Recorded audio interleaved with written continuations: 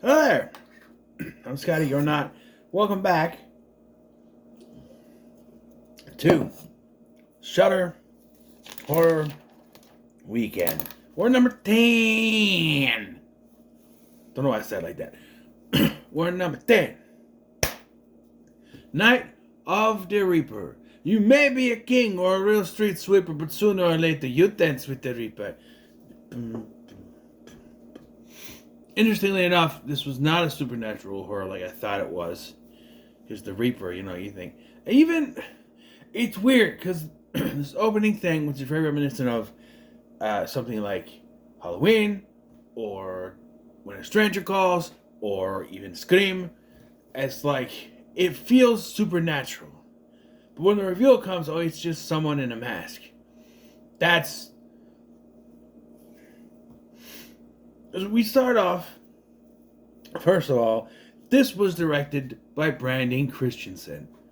Yes, because everything has to go back to fucking Superhost. Jesus Christ, I can't get away from that movie.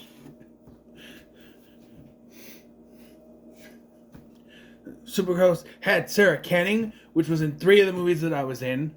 It had Osric Chow, which was in 2 of the movies I was in. Brandon Christensen, 2 movies that I did. That I was in. 2 movies that I did. Now, yes.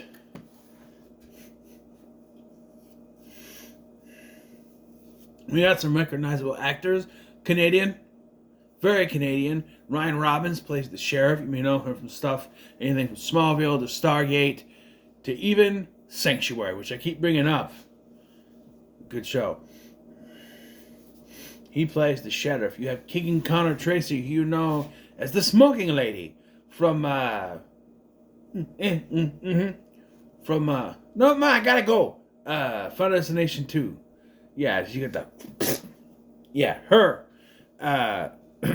She's in this. And, yeah, so the story is that this girl who's come back from college, her name is Dina. We're breaking up with you, Dina. No, not her. And she takes a babysitting job, and then things just go south. That's what I can tell you without spoiling. As you know, I go full spoilers, but I would tell you something. Someone needs to edit IMDb because they're fucking wrong. As I often do, I like to read ahead. Wikipedia has just a little blurb, which spoils one thing about this that they don't reveal until towards the end of the movie, where it's like, oh, after her sister's death, Dina comes down, and I'm like, not once does she mentions she has a sister, but she never mentions that her sister was the character killed at the beginning of this. Until it's time to reveal shit. So I will say, I'm mixed about this movie. I'm very mixed. We'll see how I am after I talk about it, but I'm very mixed. Because the opening was great. The ending part to this movie, the which is weird because Superhost, everything was good but the ending. He made up for this one. This opening was really great. And then once everything is tilted on its head, it becomes really good. Everything in the middle. There's a subplot where the sheriff it's revealed that he's basically on a wild goose chase, getting these videos, trying to track down stuff and question people if they're the killer or whatever. All that does lead to something, but it feels like when they're writing this, they went, we need to make sure the sheriff is not involved with the plot to the end. What do we do? Let's have him running around on a wild goose chase the whole movie. Yeah.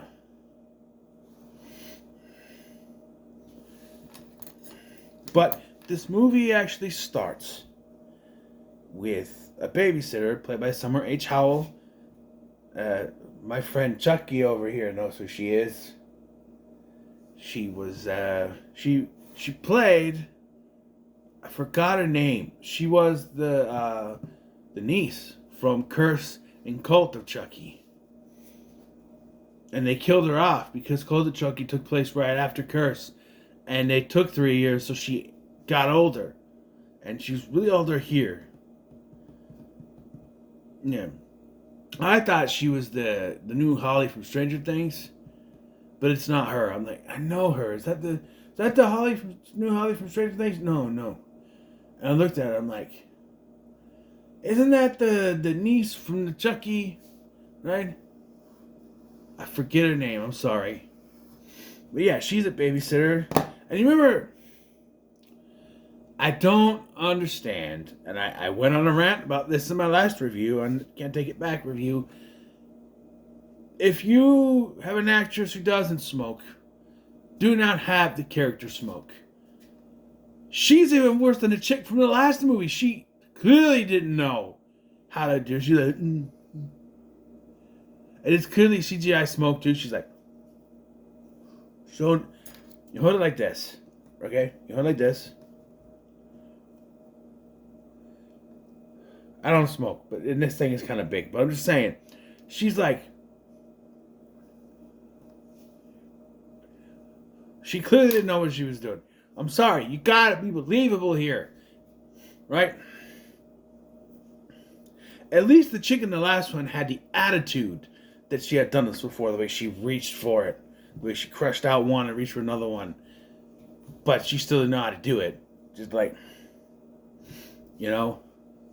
And that's the thing. She like searches through the house. She's listening to Pat Benatar. You're a heartbreaker, dream maker. Don't you mess around with me. You're a yeah. And then she hears a noise and she thinks that the parents have come home. Or the sheriff has come home. It's the sheriff's house. It's revealed later. She's like, oh, okay. So here's the thing. She's running around the house. She got music playing. She's basically causing misbehaving here. She finds cigarettes and then she's gonna smoke one and she hears the noise. She puts it in her pocket. I thought she lit it, but she puts it in her pocket and then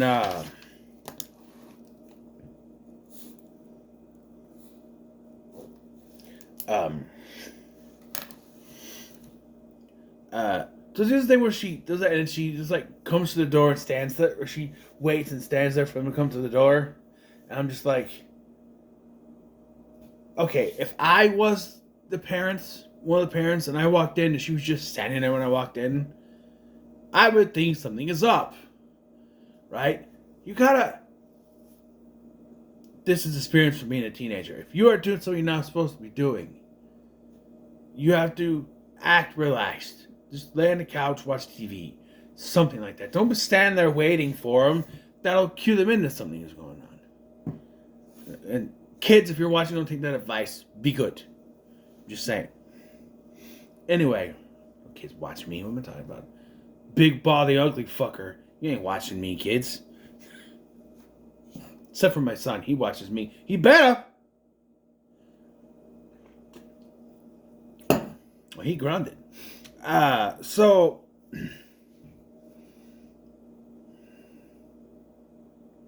I will ground you from your shoes.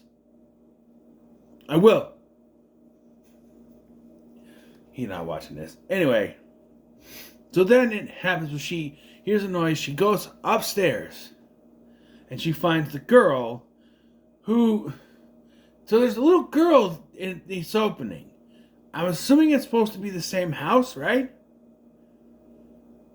Right? But the little girl is not with the rest of the... I swear it was the same boy. Maybe it's not. I don't know. Anyway. So, like, I thought it was something supernatural here. He comes in, and she's like, ugh. And then she freaks out, and then the killer shows up. Stabs her off screen. You don't see anything. That's the thing. We do get some decent gore in this, but... yeah. So now some time has passed, and Dina is coming back to town. Visiting from college. She's with her friends, who are a few douchebags. And she meets, her name is Hattie. This takes place in the 80s, by the way. So, hence the Pat Benatar. But, something happens where Hattie can't babysit, so she takes the babysitting job. Meanwhile, the whole rest of the movie revolves around Ryan Robbins as the sheriff trying to track down the killer responsible for Emily, that's the girl's death. Murder. Murder. And kind of chasing around.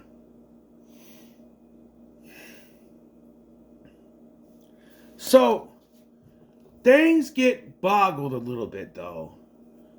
I'm gonna fast forward a little bit because it's basically she's walking around the house thinking something's up. She has fun with the kid to do hide and seek and all that, and then she's kind of walking around the house. There's weird things start to happen. She finds a dead dog, that sort of thing, and then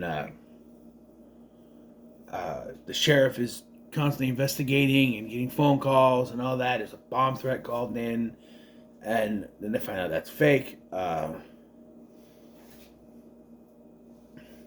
then the plot is turned on its head when it's revealed that Dina knows who the killer is. Somehow. It's never explained. It's Keegan Connor Tracy's character, whose name I do not know. And, yeah, she's killing people. Why? And I was immediately confused. Because I'm like, wait. It's a woman. That doesn't make any sense. I'm not saying women can't be serial killers. What I'm saying is it doesn't make sense because IMDb done told me that the killer was the father of a kid who died in an accident like a year earlier or whatever. It's a woman. They never mention a kid or an accident. And it's revealed that one of her friends is also in on it. But that's never really explained. Just that they're in on it, and when they ask why, this is where I'm like, oh, they're going to explain the kid here. And she goes, why not?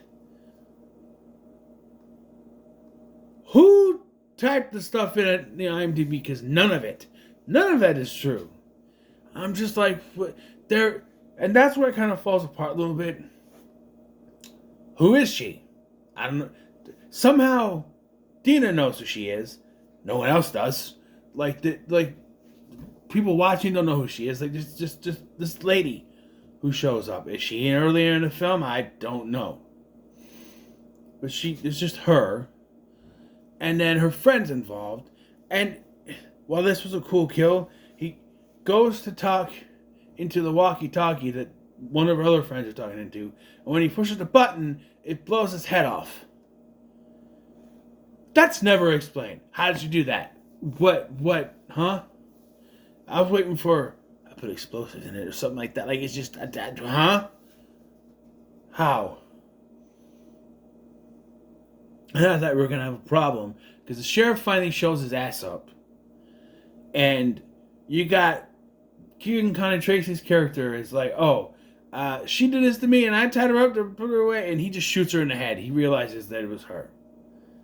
Because apparently his wife was supposedly died in a car accident, but apparently it was murder. I guess. Because Dina somehow found video proof. But here's the thing. She found the videotapes and sent them to the sheriff to see the evidence. She didn't know her friend was involved. Maybe she did, because she's like, oh, you're wrong. You think you're in control or something like that. Maybe she did know he was. I don't know. It's very confusing. And then it's implied the sheriff is going to bury the story, or at least Dina's side, where it's just Keegan Connor Tracy this whole time. And then, yeah, they go to the funeral and the movie ends. When the minute it's turned on its head, it's good.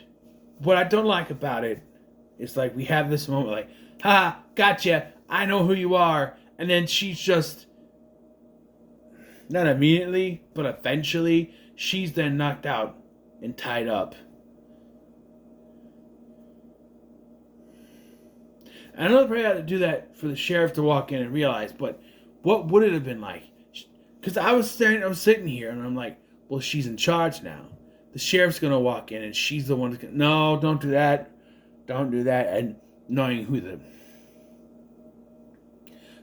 director is now, I'm surprised that the bad guy didn't win. Super host my ass. But no. I thought it was good. I'll give it a low, pretty good.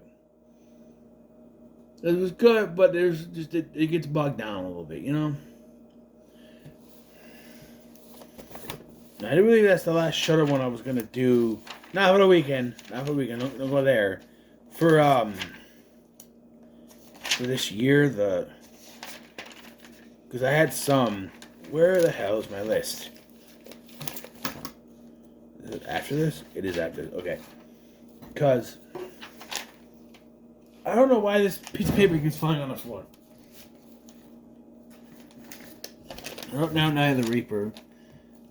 Scratch it off. Alright. I'll scratch out House on Eden too. There we go. Now House on Eden 2, just House on Eden as well. How to make a sequel, they're all deep. Well, except for Chris, who is part of the cult now, or because she could also be deep. So I don't know. So what are your thoughts on Night of the Reaper? Oh, by the way, when you go to credits, seasons don't fear the Reaper, and the wind and the sun and rain. Come on, baby, fuck Tom Brady, fuck Tom Brady. Stop showing it. Fuck Tom Brady. That's not how the song goes. Anyway, what are your thoughts on Night of the Reaper? Thank you for watching. I've been Scotty, and I'll see you in the next one.